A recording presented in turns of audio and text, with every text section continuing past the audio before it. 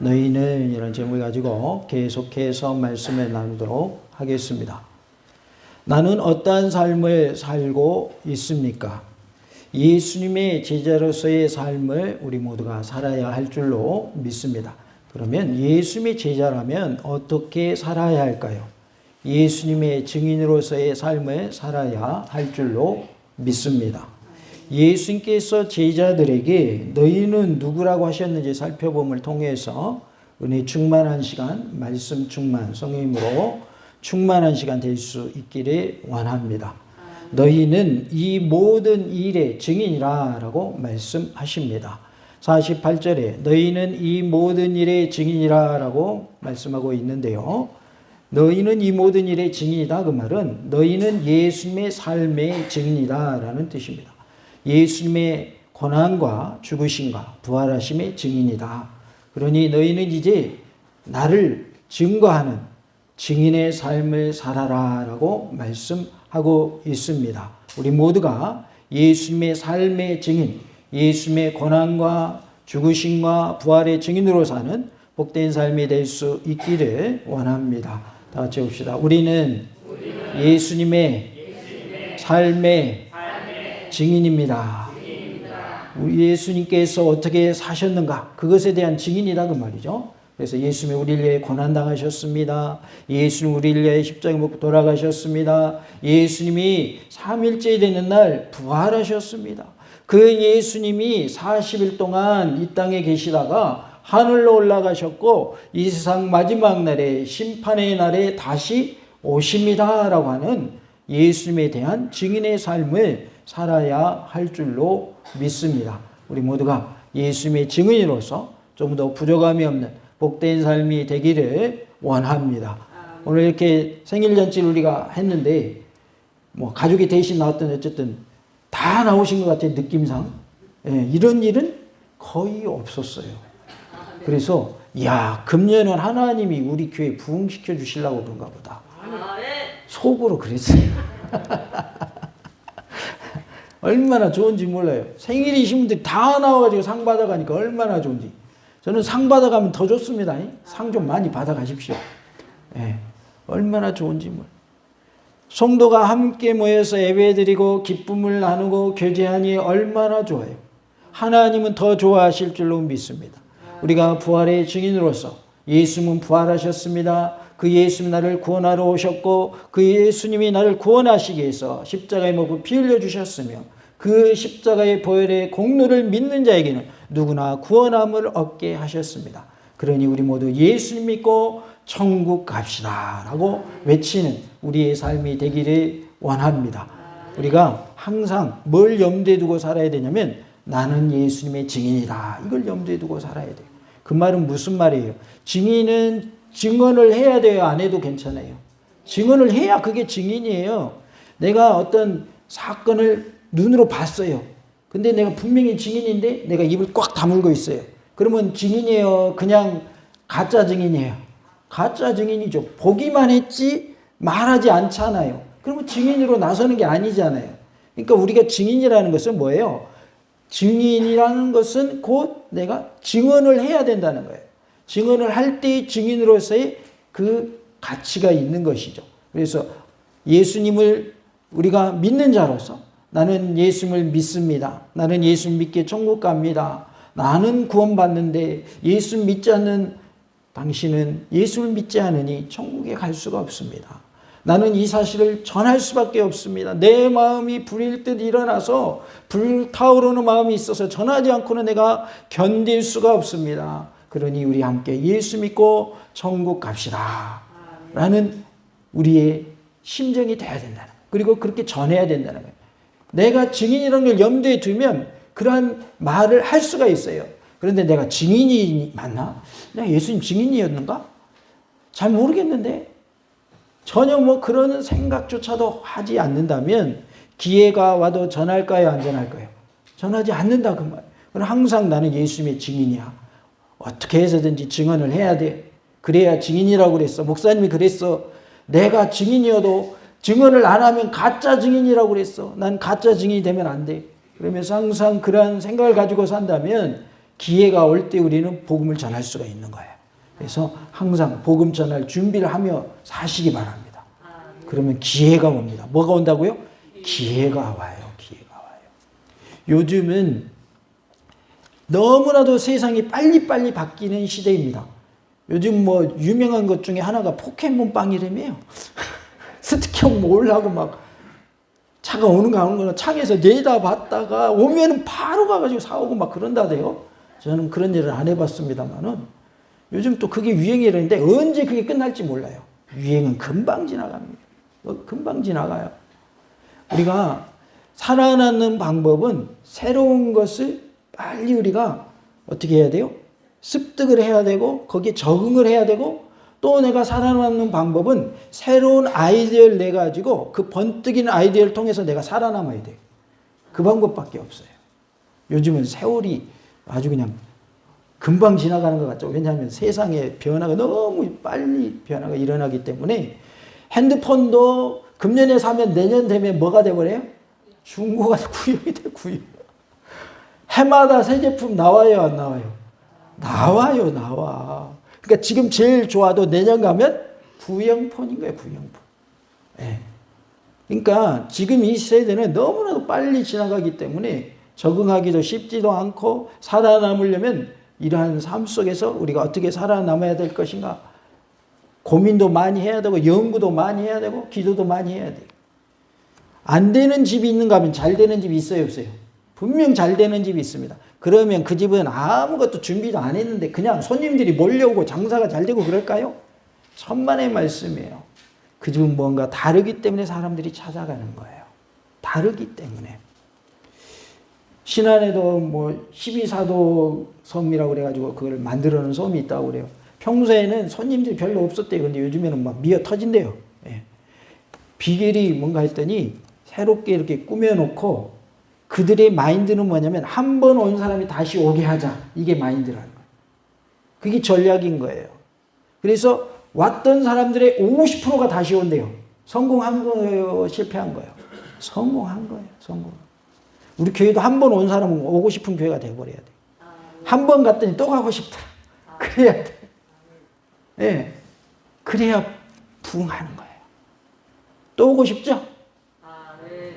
대답이 별로 안 커요. 또 오고 싶은 교회가 돼야 한 번 와가지고 계속 오게 되는 거예요. 복음을 전할 때도 내가 그 사람을 만났을 때, 아, 저 사람 또 만나고 싶다. 왠지 저 사람하고 함께 있으면 마음이 평안하고 포근하다. 엄마 품에 안긴 것 같다. 이렇게 느껴져야 되는 거예요. 느껴져야 돼. 오늘도 한 권사님이 막 성경도 챙겨주시고, 아, 이거 보기 너무 좋았어. 그러면 다음에 또 오고 싶어요. 아, 그 교회 갔더니 성경도 안 챙겨주고, 왔는지 안 왔는지 관심도 없더라. 그럼 오고 싶어요? 안 오고 싶어요? 안 오고 싶죠. 우리가 하나님의 은혜 가운데 주님의 증인으로 살기를 원합니다. 예수님을 전하는 증인 되시기 바랍니다. 증인이 될 때 하나님 기뻐 받으시고 내 마음에도 기쁨을 주십니다. 사람들이 선한 일, 구제하는 일, 남 섬기는 일, 봉사하는 일 왜 하는지 아세요? 마음이 기쁘니까 하는 거예요. 남들이 볼 때는 자기 돈 들여가지고 봉사하잖아요. 자기 돈 들여가지고 섬기잖아요. 손해인 것 같잖아요. 그런데 섬기는 사람은 마음이 그런 마음이 아니에요. 섬기니까 내 마음이 기쁜 거예요. 그래서 더 하는 거예요. 그래서 더 하는 거예요. 봉사하는 거, 섬기는 거 자발적으로 하는 거예요. 남들이 막 억압해가지고 막 옆에서 막 안 하면 너 혼나 그래가지고 하는 거예요. 봉사하는 사람들. 자발적으로 하는 거예요. 그분들 자발적으로 하지 절대적으로 누가 하라고 해서 하는 게 아니에요. 근데 그분들한테 물어보세요. 돈도 쓰고 시간도 쓰고 물질 쓸 뿐만 아니라 몸도 봉사하는데 그 손해 아니에요? 그러면 뭐라고 그래요? 아니에요. 제가 이 일을 함으로 인해서 제가 기쁨이 있고요. 보람을 느껴요. 얼마나 좋은지 몰라 이렇게 답합니다. 그것을 해본 사람은 알아요. 안 해본 사람들은 이해가 안 가는 거예요. 이해가 안 가요. 우리가 하나님의 복음을 전하는 것이 얼마나 기쁜 일인지 아세요? 영혼을 살리는 일이 얼마나 기쁜 일인지 아세요? 해본 사람만 압니다. 내가 구원받았잖아요. 그리고 내가 구원받은 자로서 기쁨을 누리며 살잖아요. 평안을 누리며 살잖아요. 근데 이거를 나만 누리며 살고자 하는 사람은 나쁜 사람인 거예요. 그러지 않겠어요? 좋은 것을 내가 알았어요. 내가 누리고 있어요. 그런데 나만 알고 나만 누려요. 그건 좋은 게 아니죠. 같이 누려야죠. 어디 갔더니 지금 할인 행사인데 가봐. 알려줘야 돼. 나만 알고 나만 혜택 누려야 돼. 알려줘야 될 거 아니에요. 그렇죠? 나라에서도 뭔 혜택이 주어진대 그러면 나만 알고 받아 먹어야 되겠어요? 주변 사람들에도 알려줘서 함께 혜택 누리게 해줘야 되겠어요? 알려줘야 맞죠. 복음이 이와 같은 거예요. 복음은 더 큰 거, 더 좋고 더 가치 있는 거예요. 그렇기 때문에 복음을 전해야 되는 거예요. 예수님 전해야 돼요.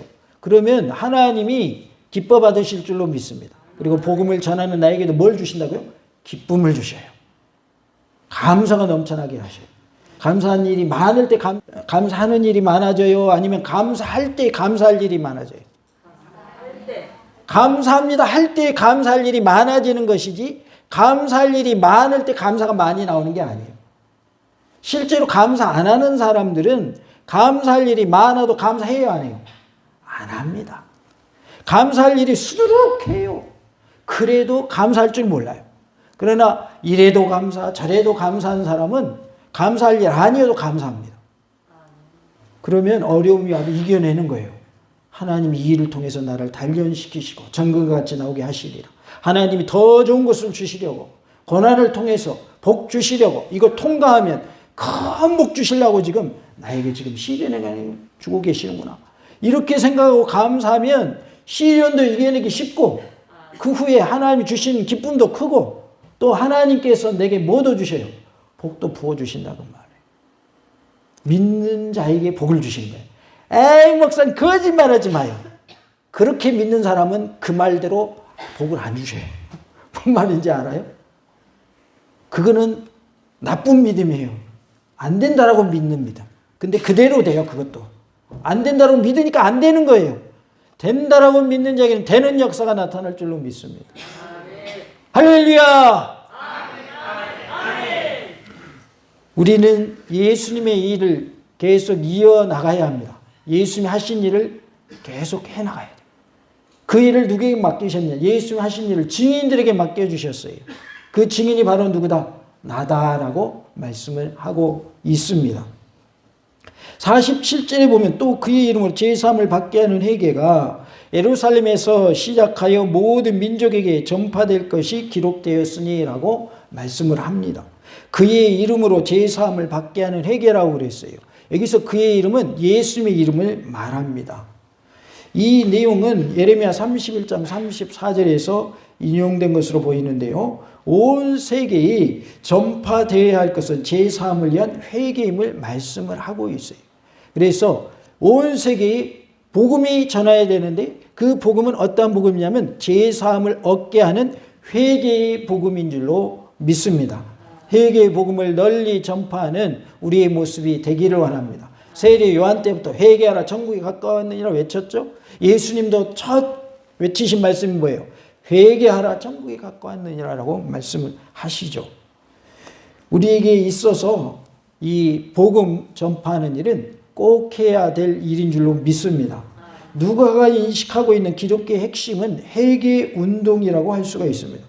여기에서 그의 이름은 바로 예수님의 이름을 말합니다. 그리스도 예수님을 통한 회개 운동은 이미 세례 요한 때부터 예견되었고 모든 예수님의 사역, 십자가의 고난과 부활 사건에 이르기까지 전 생애를 통해서 계속되고 있는 것이 바로 그리스도 예수님을 통한 회개 운동인 것입니다. 그래서 지금 이 시대도 뭐 해야 된다는 거예요? 회개해야 되는 거예요. 회개하는 자가 구원을 받습니다. 회개하지 않는 자는 구원이 있어요, 없어요? 구원이 없습니다. 하나님의 은혜 가운데 우리 모두가 제사함을 얻게 하는 회개하는 일에 동참할 수 있기를 원합니다.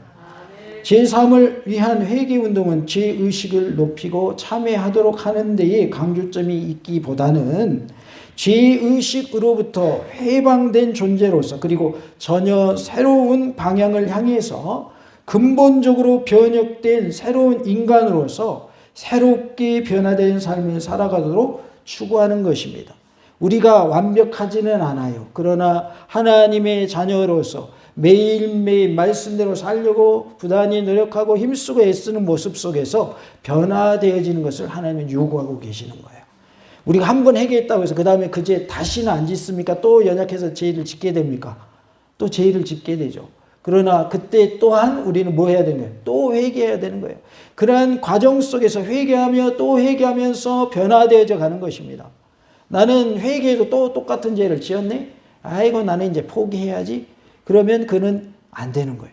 그는 마귀가 원하는 거예요. 야, 너 목사가 그 정도 되겠냐?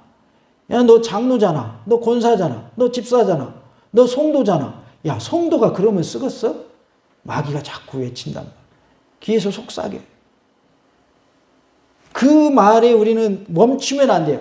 계속해서 하나님, 또 제가 연약해 또 넘어졌어요. 또 죄를 지었어요. 하나님 저 좀 도와주세요. 저 좀 살려주세요. 저 좀 회복시켜주세요. 회개하고 회개하는 과정 중에 우리의 삶의 변화가 일어날 줄로 믿습니다.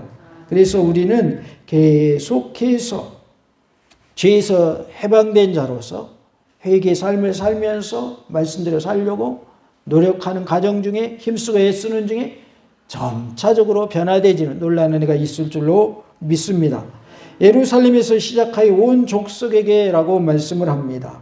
이것은 이사야 2장 3절과 미가서 4장 1절 2절에서 인용된 것으로 보이는데 내용상 세 복음서 즉 마태, 마가, 누가 이 세 복음서를 우리는 공감 복음이라고 하는데 공감 복음에서 공통되게 언급하고 있는 내용입니다. 그래서 예루살렘에서 시작해서 모든 족속에게 전파될 것을 말씀을 하고 있습니다. 특히 세 복음서의 결론부에 해당되는 이 말은 제3의 회개 운동, 그 복음이 예루살렘에서부터 전 세계를 향해 확장 선포되어야 함을 선언하고 있습니다.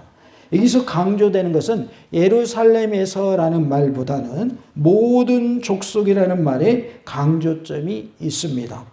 유대인들의 배타적인 선민의식을 깨치고 보편적 구원을 선언하고 있다는 점에 우리는 유의해야 합니다. 그래서 만민 구원을 원하시는 거예요. 이스라엘 민족만 구원받기를 원하시지 않아요. 모든 전 세계의 사람들이 구원받기를 원하시는 것이 하나님의 마음인 줄로 믿습니다. 다 같이 해볼까요? 하나님은 모든 민족이 구원받기를 원하십니다. 할렐루야! 만민 구원 사상을 공강복음서 모두 공통되게 선언하고 있으나 특히 누가는 보다 더 강조하고 있는 것을 볼 수가 있습니다. 사도행전 1장 8절에 오직 성령이 너희에게 임하시면 너희가 권능을 받고 예루살렘과 온 유대와 사마리아 땅끝까지 이르러 내 증인이 되리라 라고 말씀하십니다. 우리 모두가 성령님의 권능 받아서 예수님의 증인으로 사는 복된 삶이 다 될 수 있기를 원합니다. 48절에 너희는 이 모든 일의 증인이라 라고 말씀을 하고 있어요. 우리는 예수님의 고난받으심과 죽으심과 부활하심의 증인인 줄로 믿습니다. 증인으로 사는 복된 삶이 다 되시기 바랍니다. 49절에 볼지어다 내가 내 아버지께서 약속하신 것을 너희에게 보내리니 너희는 위로부터 능력으로 입혀질 때까지 이 성에 머물라 라고 말씀을 하십니다. 볼지어다 내가 내 아버지께서 약속하신 것이라고 했는데 예수님의 마지막 약속이 언급되고 있는데 보라라는 단어로 강조되고 있는 것을 볼 수가 있습니다. 여기서 내 아버지께서 약속하신 것이 무엇인지 분명하게 언급되고 있지는 않아요. 그런데 약속이란 말은 성령님과 관계되어 사용되는 경우가 많습니다. 성령님에 대한 언급이 없기 때문에 이해하기가 어려운 부분이긴 하지만 그러나 사도행전 1장 4절 5절 그리고 2장 1절부터 4절까지를 참고한다면 성령님의 약속한 것으로 확연해집니다. 사도행전 1장 4절 5절에 사도와 함께 모이사 그들에게 분부하여 이르시되 예루살렘을 떠나지 말고 내게서 들은 바 아버지께서 약속하신 것을 기다리라. 요한은 물로 세례를 베풀었으나 너희는 몇 날이 못되어 성령으로 세례를 받으리라 라고 말씀을 하십니다. 그래서 여기서 아버지께서 약속하신 것은 성령님이다라는 것을 확실히 알 수가 있습니다. 너희는 위로부터 능력으로 입혀질 때까지라고 말씀을 하는데요. 복음의 증인들에게 약속된 것은 위로부터 오는 능력입니다. 어디로부터 오는 능력이라고요? 위로부터 오는 능력. 다른 표현은 하늘로부터 오는 능력인 것입니다. 우리는 하늘로부터 오는 능력을 받아야 됩니다. 그것이 뭐예요? 성령님입니다. 성령님의 능력을 받아야 돼요. 그러면 우리는 부활의 증인으로 살 수 있습니다. 예수님의 삶의 증인으로 살 수가 있어요. 내 능력으로 하려고 하면 한계가 있습니다. 하다가도 지칩니다. 그러나 하나님이 내게 주시는 능력, 위로부터 오는 능력받아 주님의 일을 행하면 감당하고도 남음이 있는 거예요. 차고 넘친다 그 말이에요. 충만이라고 하는 것은 넘치는 걸 충만이라고 말합니다. 우리 모두가 성령님으로 충만한 은혜가 있기를 원합니다. 너희는 위로부터 능력으로 입혀질 때까지라고 말씀을 하고 있어요. 복음의 증인들에게 약속된 것은 위로부터 오는 능력인데요. 이 약속한 것이 성령님임을 전제할 때에 이것은 성령님의 성격에 대해 암시하고 있는 것이죠. 하늘로부터 오는 능력이 성령님이다라고 할 수 있는데 이 같은 언급은 증인의 활동이 하늘로부터 오는 능력에 힘입어서 되어져야 할 것을 말씀하고 있는 거예요. 그러니까 우리는 증인이잖아요. 그런데 우리가 증인으로서 삶을 살려면 능력 받아야 된다는 거예요. 하늘로부터 오는 능력, 위로부터 오는 능력, 성령님의 능력을 받아야 된다라고 말씀하고 있습니다. 우리 모두가 성령님의 능력 받아서 주님의 증인으로 크게 쓰임받는 은혜가 있기를 원합니다. 이와 같은 능력을 얻기 위해서 어디를 떠나지 말라고 그랬어요? 예루살렘을 떠나지 말라고 명령하셨어요. 이것은 사도행전 2장 1절로 4절에 나타나고 있는데요. 예루살렘에서 기다리라고 말한 이유는 47절에서 언급했듯이 선교 활동이 어디에서부터 시작되게 하시기 위한 것일까요? 예루살렘에서부터 시작되게 하시기 위한 것입니다. 그리하여 이방 세계로 확장되도록 하시기 위해서 너희는 예루살렘을 뭐하지 말고 떠나지 말고 기다리라 이렇게 말씀하는 거예요. 그러니까 하나님의 말씀은 하나님이 말씀하신 대로 어떻게 된다? 성취된다라는 걸 알 수가 있어요. 그리고 하나님께서 말씀하신 것은 하나님의 말씀대로 이루어지도록 하나님이 역사하신다 그 말이에요. 섭리하신다 그 말이에요. 내가 너희를 구원하여 주마. 너희는 예수님을 믿기만 해라. 그러면 구원함을 받는다라고 말씀하셨기 때문에 하나님은 우리로 누구를 믿게 하셔요? 예수님 믿게 하셔요. 그래서 뭐 받게 하셨어요? 구원받게 하셨어요. 그래서 우리 모두가 하나님의 은혜 가운데 하나님이 말씀하신 것은 반드시 성취된다. 그리고 하나님은 말씀하신 것을 이루시기 위해서 하나하나 이루어지게 하신다라는 사실을 믿으시기 바랍니다. 우리는 예수님의 삶, 즉 예수님의 고난받으심과 죽으심과 부활하심의 증인입니다. 예수님의 삶을 증거하는 증인의 삶을 다 사실 수 있기를 간절히 원합니다. 다 같이 봅시다. 예수님의 삶의 증인 됩시다. 예수님이 고난당하시고 죽으시고 부활하셨음을 전합시다. 우리 모두가 예수님의 증인으로서 크게 쓰임받는 은혜가 있기를 간절히 원합니다. 할렐루야!